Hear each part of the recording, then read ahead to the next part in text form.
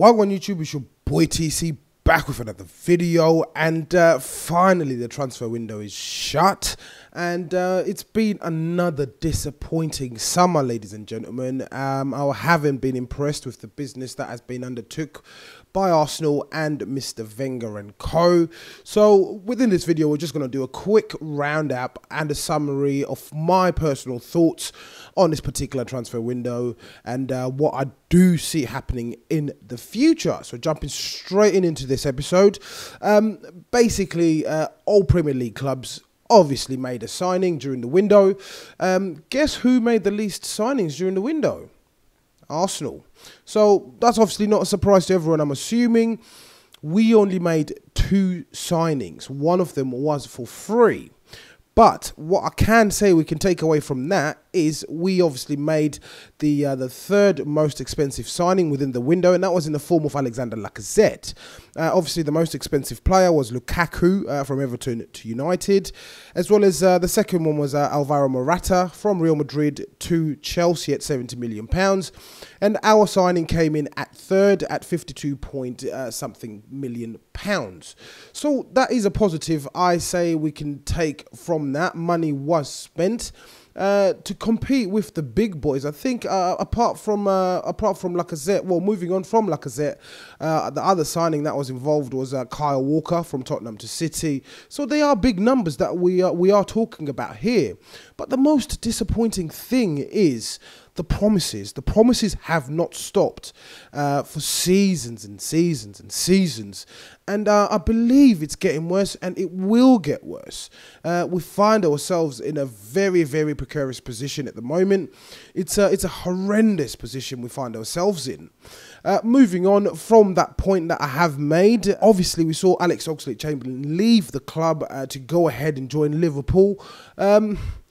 Again, that wasn't a wise decision to make, in my opinion, by Wenger and co. Of course, we ended up getting, I think it's reported to be £40 million for Alex Oxlade-Chamberlain, but it doesn't make our situation any better. Yes, some people may suggest or may say that we can promote from within by introducing the likes of Reiss Nelson into the first team. But I don't see these young players going in and actually doing the complete job. Yes, it's absolutely fine to give the young players a go. Yes, it saves money. But in the long run, experience does count. And Alex Oxlade-Chamberlain had made 198 appearances for Arsenal, and there's not been a ready replacement that had been in place in order to come and fill in that particular gap. So we find ourselves in a very, very horrendous situation, ladies and gentlemen. It's going to be a very, very long season. I reassure you of that. Moving on from that particular point, I personally expected at least one more signing to top up Lacazette and Kolasinac. Yes, Lacazette and Kolasinac were and are still fantastic signings.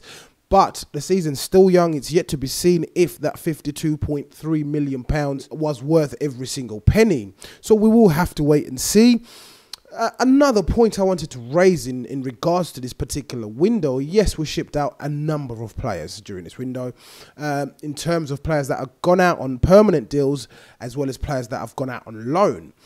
The one player that I am still keen to know why he wasn't able to be shipped out, even on a deal where Arsenal pays part of the wages just to reduce the wages on the books, was Debuchy. Still surprised why he's still at the club.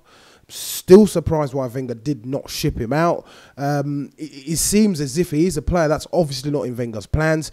We haven't seen him feature regularly in the last season or so. Of course, we understand, and I understand that he suffered from a terrible injury, but is not worth that £70,000 a week, unfortunately. So that is a question I put forward to you as well, ladies and gentlemen, which is, why didn't Debuchy leave?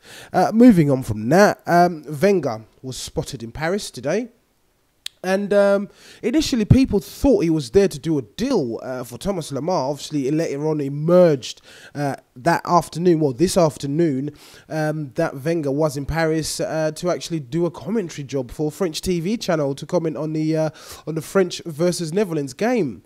It's absolutely bizarre. It's absolutely bonkers. I don't know if this man is actually fully aware of what supporters think of the current state within the club, of which Wenger is actually partly responsible for. The last thing you want to be doing is actually going to do a part-time job or your spare job commentating on a football match. It's absolutely ridiculous. In my opinion, he should have been stuck somewhere in an office trying to make a deal happen somewhere. Moving on from that particular point, or heading on to that particular point, of course, we didn't get Lamar, who was the player that we wanted. However, Riyad Mahrez was still available. Yes, they're not the same players. However, they do sort of perform in similar positions. Riyad Mahrez, I would say Lamar is a better player. And this is also based on the goal that Lamar, or the 2 goals that Lamar scored today against the Netherlands. Why didn't we make an effort to go out and sign Riyad Mahrez today? He's obviously made it clear to Leicester City that he wanted to leave the club. He wasn't interested in staying at Leicester City. But again, no effort was made to actually go in and get someone who can potentially do the job and actually contribute to the squad. It's absolutely bizarre. I find it absolutely puzzling. Again, ladies and gentlemen, we're going to have a very, very long season. So, moving on, what I can say may be, some people may see it as a positive, some people may see it as a negative, I'm not too sure, but Alexis Sanchez, he remains at the club. The question that I do then have to raise here is he going to give us 100%? Is he going to be sulking? Is he going to be affecting the dressing room? It's yet to be seen. Of course, he came on, he was playing at Liverpool, and I said at the time that it didn't look as if he was a man who wanted to be playing for Arsenal. He looked fed up. He looked sick of the whole situation. So, again, that's another question I pose to you guys, which is, are we going to see a sulky Sanchez, or we're going to see a professional Sanchez during the whole season? And basically, the last point I have to make in regards to this particular episode is, are we going to see more of the youngsters? I have mentioned Reiss Nelson already in this particular episode. Are we going to see more of him? Obviously, we need the squad players now.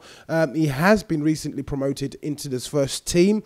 We have a lot of competitions that we will be taking part in. It's yet to be seen how far we will go in these competitions, but we do need quite a strong and an in-depth squad. So please do let me know your thoughts on that as well. Just to close it off, guys, I am still running a competition to win the 3rd kit for the 2017-18 season.